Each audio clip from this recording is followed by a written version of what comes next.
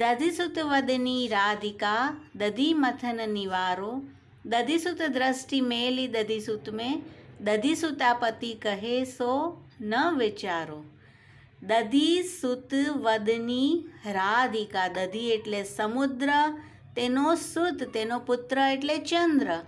હે ચંદ્રવદની રાધિકા, સખી પધાર્યા છે શ્રી રાધાજી પાસે અને કહે છે હે ચંદ્રવદની રાધિકા દધી મથન નિવારો, દધી મંથન છોડો એટલે કે દહીંને બિલોવાનું છોડી દો। દધિસુત દ્રષ્ટિ, દધી એટલે સમુદ્ર અને તેનો પુત્ર એટલે અહીંયા થશે અમૃત, સમુદ્રમાંથી અમૃત પ્રગટ થયું હતું। તો આપ અમૃત દ્રષ્ટિ મેલી દધિસુત મેં, ક્યાં રાખી છે?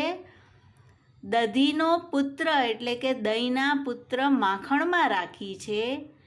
દધિસુતા પતિ કહે સો ન વિચારો, દધી એટલે અગેન સમુદ્ર, તેના સુતા છે લક્ષ્મીજી અને તેના પતિ એટલે શ્રી ઠાકોરજી। કહે સો ન વિચારો, કૃષ્ણ કહે તે સાંભળતા નથી અને આપે આપની દ્રષ્ટિ ક્યાં રાખી છે? માખણમાં। સેકન્ડ તુકમાં, ઘરો છાડી દે ઘરો પકડી લે, ઘરો લતા ઘનશ્યામ સવારે। ઘરો છાડી દે, મથવાના ઘડાને હે રાધિકાજી આપ છોડી દો। ઘરો પકડી લે, જલનો ઘડો પકડી લ્યો। ઘરો લતા, લતાનું ઘર એટલે કે કુંજ ભવન ઘનશ્યામે સંવારી રાખી છે। હાર પહેર કે હાર પકડ લે, હાર ગોવર્ધન નાથ નિહારે। હાર પહેર કે એટલે આપ હાર ધારણ કરી લ્યો, હાર પકડ લે, હસ્તમાં માલાજી લઈ લ્યો શ્રી ઠાકોરજીને ધરવા માટે, અને હાર ગોવર્ધન નાથ નિહારે। હાર એટલે માર્ગ, આપનો માર્ગ શ્રી ઠાકોરજી નિહાળી એટલે કે શ્રી ઠાકોરજી આપની રાહ જોઈ રહ્યા છે।